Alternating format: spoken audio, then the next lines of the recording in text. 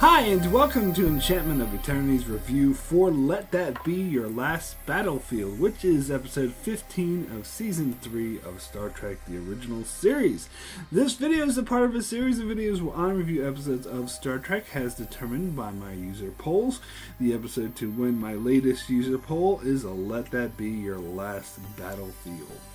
So Let That Be Your Last Battlefield is the episode where the Enterprise recovers a stolen Starfleet shuttle to find a weird alien who is black on one side and white on the other side, and he is trying to elicit help from the crew, but another alien comes on board in order to arrest him, and this alien is also black on one side and white on the other side, so they figure they're both the same, but then they reveal that one is black on the right side and the other's black on the white side, and so there's like a huge racial war in between these two aliens. And while Kirk tries to mediate from him, the one alien who's from the higher class race steals the Enterprise, takes them to their home world, and they find that their home world has been completely wiped out, and everyone is they all killed themselves in the fighting. So the two aliens beam down to the planet to just kill each other, I guess. Anyway, so this is a pretty classic, it's a pretty well-known episode, and it's very, like, some people will say that it's the most, like, overt, it's the most obvious, it's the most out there, on the nose with their social commentary, because it's beyond obvious as this is a social commentary about racism, in particular how it relates to the civil rights movement of the 60s, and the thing is I do like it. I do think it's one of the better episodes of the original series. I know many other people do. This is kind of a fan favorite as well. Even though the commentary is on the nose, it's actually very effective in its simplicity, because it's the way it very simply puts it that Kirk and Spock and the others, they can't even tell the difference between these two aliens at first. And I love that scene, the conversation that Kirk and Spock is having with the commissioner about, and he's talking about how, his people, and they're from a different race, and he's like, and Kirk was like, what are you talking about? You guys seem from the same race. It's like, what, are you blind? He's black on one side of his face, on the right side, and I'm black on the left side. Duh. And I love that. So it's a very obvious metaphor about how racial differences actually don't matter from an outsider's perspective. They actually seem really insignificant, particularly when having to do with the way African Americans were being treated in the 60s. So I love that in its simplicity. And of course, it also emphasizes that it's more of a cultural difference in how the history between how these different groups of people were integrated and raised, and that's where all the tension comes in, where it really, in reality, the differences are superficial, and so people deserve to be treated equally. But this episode goes more beyond that, because it actually doesn't side with Lokai, the race who's being repressed.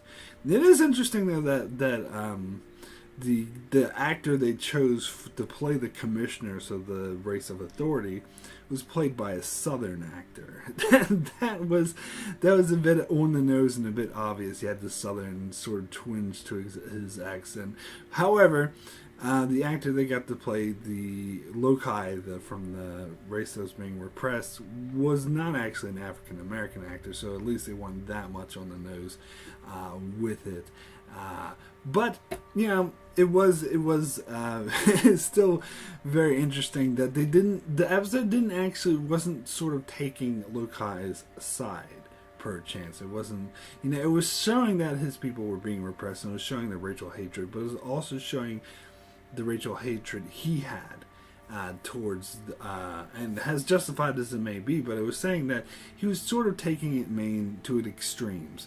And so the whole point of the episode was about, when they get to the planet and they find that hate destroyed their entire world, it was about having to let go with hate and finding peaceful solutions. Now, this could be commentary. This is the whole dynamic, which the X-Men, of course, covered a lot between Martin Luther King and Malcolm X. So the Loci character was more of a representation of the Malcolm X type character, who, although had legitimate complaints, was more based in anger, and it was so this episode was making commentary that wasn't quite the way to go, that you have to take a peaceful way of looking at it, a more Martin Luther King way of looking at things. Either way, hate will just destroy everyone. And of course, this has implications for all sort of other instances throughout history where racial hate or anger between different sides has perpetuated into perpetual fighting. The most poignant example that comes to mind is the whole situation in Israel, which has been dating back years, centuries, maybe even millennia, I'm not sure.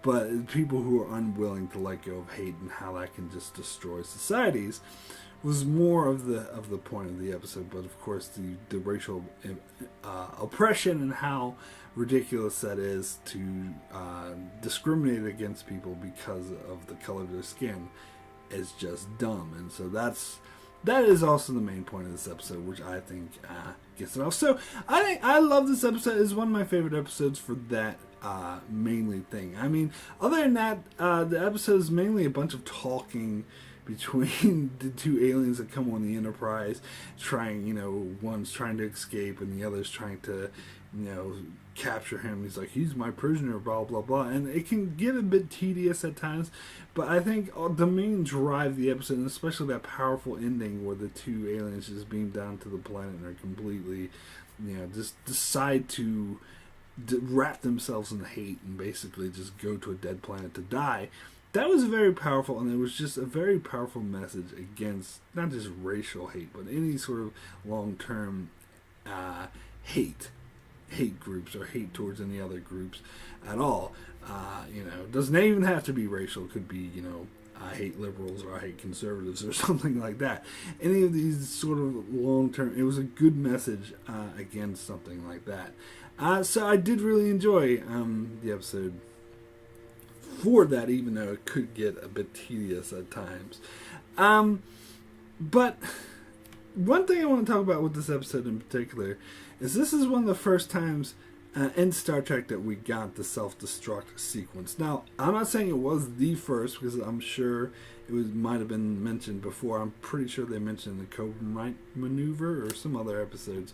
But this is the first time we had them, Kirk got ready and he had the whole destruct sequence, and they spelled it out, destruct sequence, code A, whatever, and he had Scotty do it. And it was funny because they repeated this exact, not the exact sequence, but the exact same wording and the exact same codes when they enacted the self-destruct sequence in Star Trek III: The Search for Spock, which is a really nice Easter egg for that film. It was calling right back to this episode. So I did really like this sequence, and it was really intense, because that one alien commissioner guy tried to steal the Enterprise so he could, imprison Loci, and Kirk was wanted to go to this planet so that needed medical aid, and they were going to die from plague unless the Enterprise went there and sterilized it or whatever. And so it was a dire need, and so Kirk was just like, no, fuck you. You are not going to steal my ship away from me. I'm going to destroy it before I let you do it. And the guy's like, oh, you're bluffing. So that was a truly intense scene. It was a great moment in the episode. It was a great Kirk moment that he was sincere, that he really would have destroyed the Enterprise rather than let that guy steal it. Which, I don't know, some perspective could seem kind of petty, but I actually am totally on board with Kirk. I totally agree with this decision. Because even if he did destroy the Enterprise, those people still would have died from the plague. But then, if he didn't do something, they would have died from the plague anyway. So I think it was his best option. It wasn't necessarily a bluff, he would have gone through with it, but I think he was betting that the commissioner guy would indeed relent to Kirk eventually. And so that was a truly intense scene. I really liked that. But then, after they went to the planet and they cured the plague or whatever, the commissioner guy was like, oh, He took control of the Enterprise again, but this time he just disabled the self-destruct thing. That seemed kind of useless. I know Voyager did this as well. It seems like the self-destruct sequence is kind of shitty if all is one somebody can just disable it really easily. And it seems like I don't know if this was before like they invented the warp core. That was more of Next Generation era where they the writers came up with the concept of the warp core. But really, someone needs to do is go to engineering, fire phase out the warp core to destroy this ship. It seems like having this whole self-destruct, being able to disable is a bit dumb. But plot convenience, because the plot did want them to go to this alien planet eventually, so whatever, I'll forgive them for that. This episode is also this is the third season original series, and there's a couple episodes in the third season. The other most noted one being The Way to Eden, which I cannot fucking stand, where they kind of portray like a divide between the old and the young crew members, and Spock can come off as a cranky old man. I never liked that. I don't like Spock. I mean, he's logical and sometimes he can come off as a cranky dick, but and Scotty for that matter. I don't know if this episode did it too much though, but they portray them as these cranky old men. Oh, you youngsters, turn down the music, and they kind of did that in this episode when the Lokai was like talking to Chekhov and Sulu and Uhura and all the other youngsters about trying to get them excited about the fight, and Spock was sort of just looking at them. Oh, you stupid youngsters. I didn't like that aspect to it, and it sort of portrays, and it also plays into and this is another thing that was even more accentuated in The Way to Eden, which is partly why I fucking hate that episode, is it's sort of portraying that, oh, youngsters don't really know what they're talking about when they get involved in political movements or they do protests. They don't really, they're too young to understand the implications, which I think is historically, particularly for the 60s, the era this show has been taking place in, the commentary they were going for against the hippie music have been proven to be incorrect by history. However, this is third season again when Roddenberry's been kicked to the side. So there are a lot of less than stellar messages that he wouldn't necessarily agree with snuck its way into the show. But you still had this core thing about racism, which course stayed, so at least that part of it stayed, which is really good. So, and the whole thing about one thing that annoyed me, I'll get into a couple of nitpicks now about this episode, is when Kirk and Spock the whole time when they had to meet the Sharons, I guess we're calling them, the aliens who were black on one side, white on the other, McCoy and Spock both agreed, oh, this is weird. It's so weird beyond belief that there could be an alien like this. It must be one of a kind. Like, he's the only man, the only person in the entire universe who looks like this. That never made any sense to me. They encountered all weird aliens, and that's their whole point, is to go up there and encounter very strange and bizarre aliens. The fact that they were thinking just because there's a dude who has two different colors, they think that's the weirdest thing they've ever seen. Really? It's the weirdest thing. You can meet all sorts of weird aliens. You're in fucking outer space, and just because someone looks exactly like a human, but they happen to be black, colored differently, then that is so strange, he must be one of a kind. I never understood that. I never liked that. That never made any sense to me. And when they found the other guy, he was like, Kirk was like, haha, you guys are idiots. He's like, one of a kind, huh? And then then the other guy admit, oh yeah, we have a whole race of people who are like that. And there's Kirk and why was Spock and McCoy so much idiots and didn't think of it anyway? Move on beyond that. Another thing that annoys me even more about this episode is there's a line where the commissioner guy talks about how he had been pursuing Lokai for 50,000 of your Earth years. 50,000 years. So that means that first of all, these two characters are that old. And not only are they that old, they've been chasing each other around the galaxy for 50,000 years. 50,000. Just think about that for a second. Like, our own calendar, we're at the year 2018. So we're just 2,000 years ago is when we have events the calendar was based off of the whole thing with, Jesus Christ and all that, which happened in the Roman era. And that was just 2000. Just 2000.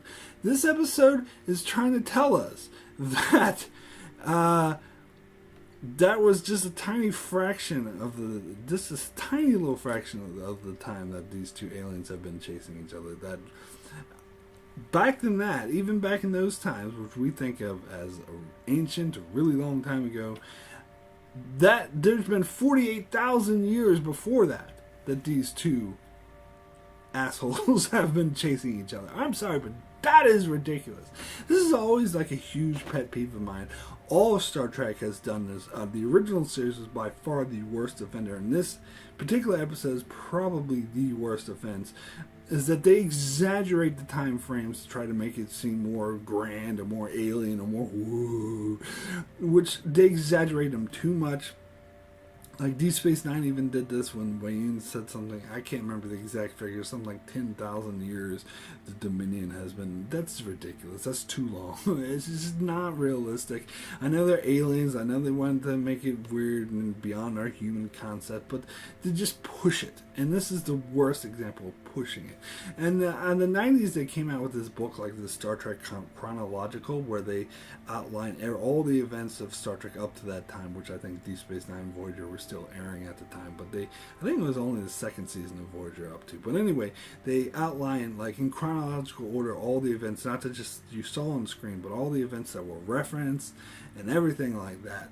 And at the very start, the very first page, they had to mention this stupid thing about these two stupid aliens. Like they had like the creation of the universe, and then they spanned a couple million years or whatever. But then they got to this as one of the first things they mentioned, and I remember saying that I'm like, that's stupid. These two fuckheads have not been chasing each other that long. That's ridiculous. I mean, 50, I think even if they said 50 years, that would be like, oh, that's a long time. 50,000 years, that is obsessive to an absurd extreme. But anyway, talked about that enough. My rating for Let That Be Your Last Battlefield out of 10 is a 9. Excellent. One of my favorite original series episodes. It does get a bit dull in the center, has to say. I have a few nitpicks, but overall I think this is very effective, very powerful social commentary. Has to say, very intense moment with Kirk, showing what a badass captain he is that I absolutely loved. So overall, great episode. Anyway, that is it for my review of Let That Be Your Last Battlefield. So it is now time to go to our random episode generator to find out what the options for the poll for which episode I will review next will be. Cool, so let's go to our options to random episode generator, and we'll start with the original series. And that is going to be the Deadly Years Season 2, Episode 12. A landing party from the Enterprise is exposed to a strange form of radiation that rapidly ages them. It's the episode where the crew grows older. It was a bit, I don't know, it was a bit annoying with Kirk being like, I want to be the captain. But it was an okay episode, I guess. Next generation option is going to be Future Imperfect, which I had already done a review for. You can check out my channel for my review for Future Imperfect. So I have to select another option, and that is going to be The Measure of a Man, another episode I have already done a review for. Great episode, but I've already done a review. It's the first review I did. You can check out on my channel. Okay, so another Next Generation option is Emergence. Okay, I haven't done a review for this.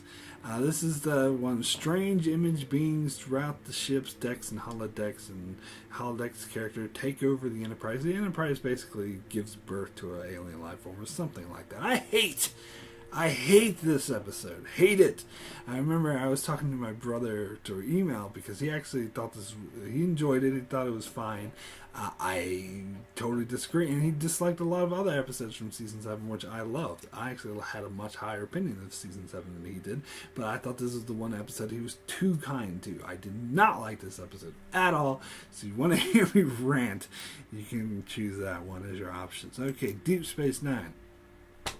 Option is Tribunal. Chief O'Brien goes through the horrific Cardassian judicial system when he is charged for an unknown crime. This is a very throwaway episode. I didn't really care about it. I mean, sometimes I like because Deep Space Nine loves to have do terrible things to Miles O'Brien and put him through a lot of misery. And I suppose if I reviewed this episode, I could talk about this. But this was one of the more bland examples, in my opinion. This is one of the cases where it was just such a cliche, typical, put on trial for a crime he didn't commit. Now, of course, they give it a spin because it's Cardassian trial, and Cardassian already predict the verdict before they even go to trial, so the trial's just for show, which, they mentioned, like, Golden Cop mentioned this in the line before, so I thought, well, let's make a whole episode about it. It's boring. Sorry. But I could describe that more if you want to select that as your option. Next, we'll go to Voyager. And the Voyager option is Tattoo. Now, this would be an interesting episode to review because this episode, a lot of people hate this episode. A lot of people think that this episode's racist toward Native Americans. And I don't necessarily agree with that. I do think maybe it's a bit less tactful than maybe it could be, but in many cases, I know the intention of this episode was actually to honor Native Americans and to be the opposite of racist. They didn't quite pull it off, but I still like this episode a lot because it was a good character story for Chakotay. Leaving everything else aside, I think this was a really good Chakotay character story. I used to hate this episode too, actually, years ago, but more recently I've seen so many people. I think someone even asked for my opinion on this episode, but I never got around to answering them because they think this is one of the worst episodes of Voyager. They think, it's a horrible, racist, or whatever. I actually think it's a good character episode for Chakotay. I don't think it's the best episode ever, but that might be an interesting episode to talk about. Okay, for Enterprise, we'll go to the random episode generator. We've got Season 1, Oh for Joy, Season 1, and then we'll go to that. And Season 1, Episode 20. Let's go on over to IMDb to see what that corresponds to. Season 1, Episode 20. And 20 is Oasis. Oh! This I did put in my top 5 worst Enterprise episodes, and I think it's the worst Enterprise episode. That means to me I really, really think it sucks because I think there were a lot of bad episodes of Enterprise, particularly in the first 2 seasons. Oasis was just a ripoff. It was a direct ripoff of the Deep Space Nine episode Shadow Play. And in fact, they even had Rene Auberjonois, who played Odo. I'm probably pronounced that wrong, but the dude who played Odo, he was even in this episode, and he was also in Shadow Play. It's like, oh, could they be even more blatantly that they're just ripping off a somewhat average episode of a previous? Anyway, if you really want to hear me rant, you can choose that episode as your option. So those are your options. You can vote in the straw poll, which you can find the link to in the description below. So just follow the link, take you to the poll. You can vote for which episode you want me to review next. I will not be able to get to that review for about another month, I'm afraid, so I'll have to wait another month before I can review the winner of that poll. However, I will do so be sure to check back here for that. Also, check out my channel as I do many other Star Trek videos, as well as many other videos and other shows like Game of Thrones, The Expanse, Babylon 5, and more, so be sure to subscribe so you can keep up with all of that. And thanks a lot for watching.